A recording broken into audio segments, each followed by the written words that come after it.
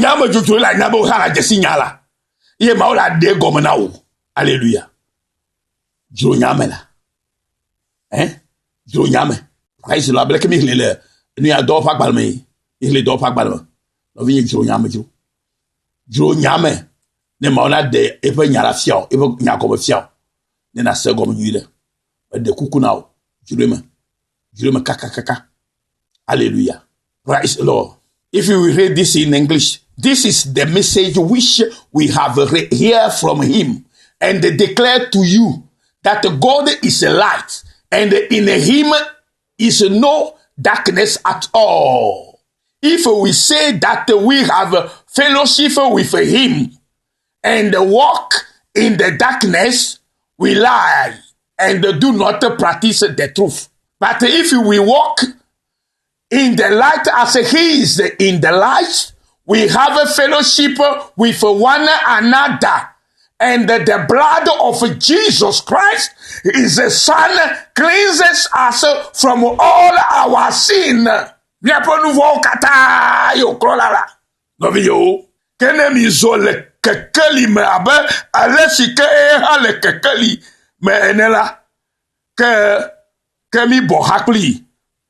Mi bo hakle mi ane eye Yesu Christo signe e via peu pour clo aklo mi ape nouveau oda nouveau de sia de da de mi anti kan.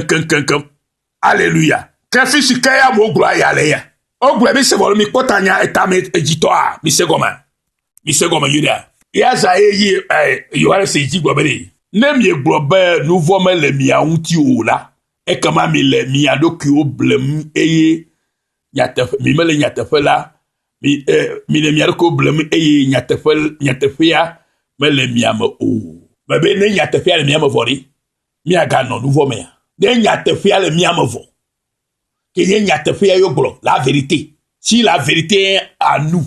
If we say that we have no sin, we deceive ourselves and the truth is not in us. Menye nouveau la mi nye ta mi va ba ogboro wa. Leke mi go menye nouveau la lo. Nous voyons la mi afi mi va ma obo. Yeta obene mi trozi Christo to vola. Mi trozi ame koko la bena via pe vous kromi antile mi ape nouveau katame. Elle avait mis les ozon pli ama le kekeli me. Elle avait kekeli to onye. E yata ye Yohane se bobo bele. Ne oya buya zo bele. Nouveau mele eti o la kale do ko blemiye. Bele yata fe ame o.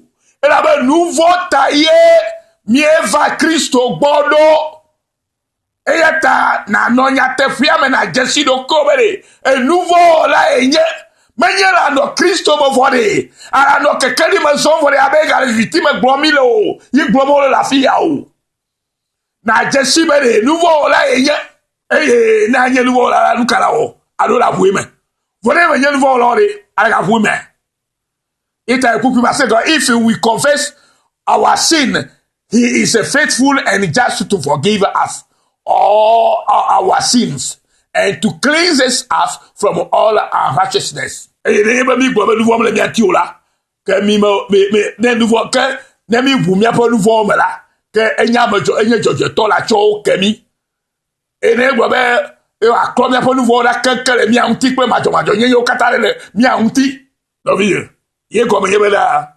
ale kekel me wa aga victime so ma o chocho kamel ne na mesio ko nyatefia vokam yo ga bua o no ke to kamel na ola mi ya de ele tefe la nya ko gbofire ele tefe eta be mi hlenya kele na yi ahlenya to la jiro nya me ne ma o na de me na o me nya me de gbo be mi fu me ba de vo me o be ne nouveau me mi ati ola ke mi gbo be ma o nya la kato mi me le ko me sem wo ira. Alléluia. Mi retutu ba kuku ba ma ire kuku ama adreje misia John le boglobele alors Yohane se boglobele nenye be mi gbobe ne nouveau me le tu ala va Yesu boa eva Yesu bobe ya vu e nouveau me nei alors ade jusiro ko be ye nouveau la gba ya la vu me e ma o le ye jojo to al Christo ye to bela ya klo mi apo nouveau katale de nete ya go klo la vo kene klo la vo de gagner nouveau la me kaje nouveau la rovia mi senya ya gomana mjuru eta go ne mi gbobe nouveau me le mian mi o nouveau la mi da la pa mo fo nya me le mian o Allô? Ne mi le gbogbom kokoko be mi wo nouveau o la e que ma mi do e ya amea ala patoe e ye fenya me kho afele mia me o de mi me nye nouveau o la o de mi atem va Christ boa obe Christ de ye gbo va Christ de e si e de se be nye nouveau o la ta mi va Christ boa ta mi ma gbo be me nye nouveau o la o nye nouveau o la cha nya de si obe jesi nouveau la nye nouveau la cha et nouveau la kenyere azori et de victime et va que les bobori il va y nouveau là il est que les amazon alléluia o le nya glo les conditions de main les non nommés de main et John allo Johannes le noa gomme dem na mi o le gomme de na mi be menye ne me glo be e menye nouveau là le nous quand Christ baro nouveau là mi nya et à Christ baro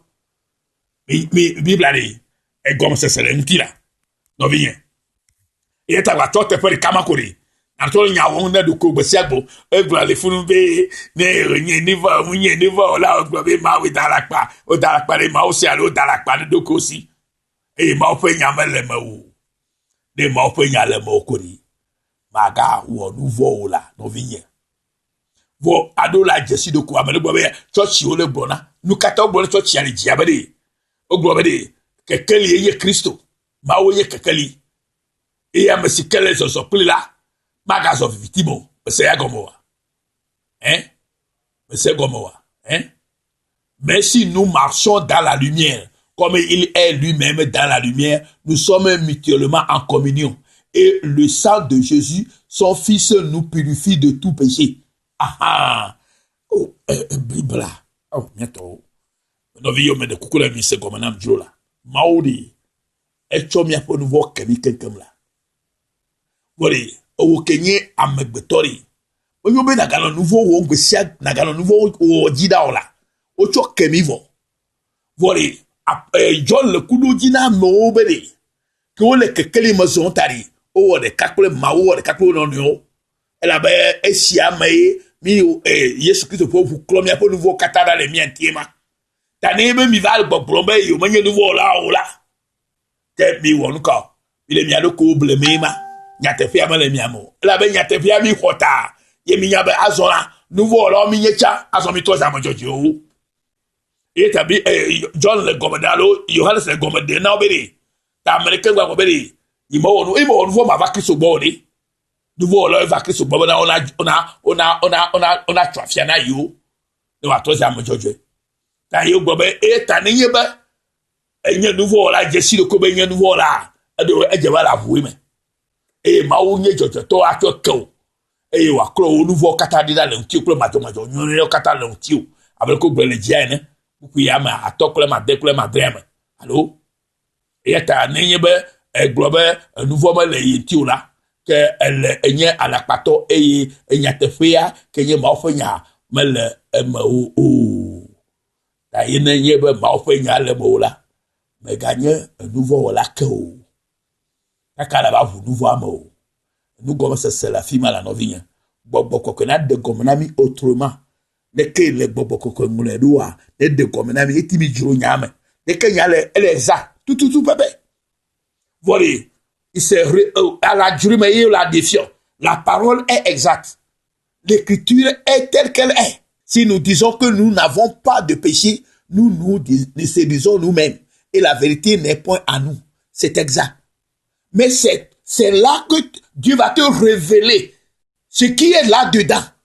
Pour que tu puisses comprendre la profondeur de la parole. Et là, tu connaîtras la vérité là. On est expérimenté. Mais quand il est mis secondes. Tu peux vivre à quoi il faudra me garder. Tu peux vivre à quoi il faudra me garder. Nous commençons masser là. Il y a beaucoup de gens qui ont dit ça comme ça. Il a mis d'accord. Mais il y a ce comme vous le faites là, mais bien là. Il y a des gens qui ont mis garé sur vous. Il a mis. Christ est bon comme. Il y a dit le bloc il y a nous quelqu'un et mais toi si Christ te va faire le. Le Yesu bon comme. Amen veut vers ne peut dans le le dans le Yesu bon comme. Irlegia, mirle no kwata verse kwata kam banya Afrique me ba jo ajo je bloko. Irle verse kwata. E mi asanu ke tutu blomo le. Eye gbogbo ko rade ko manami. De Yesu pon koma. Ya no vi Yesu yoyi. O ira ma ololoyi, avoji dulai de Christo man. True forgiveness mission Australia. Na to go kata kula ko basalo kata. On ira mi kamba nsho ko mo kona moro. Eye amoro ba le chaka makoko. Bobo ko ne pele mi antiba. To mi anjo nyama. E mi akare nya nyanti. De ma ona révélé nami. Na de go nami. Na ko nami. E mi ase go manyi. Na de popo bova. La be de popo ta yo mi dolo. Yesu be ira mi kare. Nya jim. Obo nya le bogo. Nyega to bova kare. Yesu bon koma. Amen.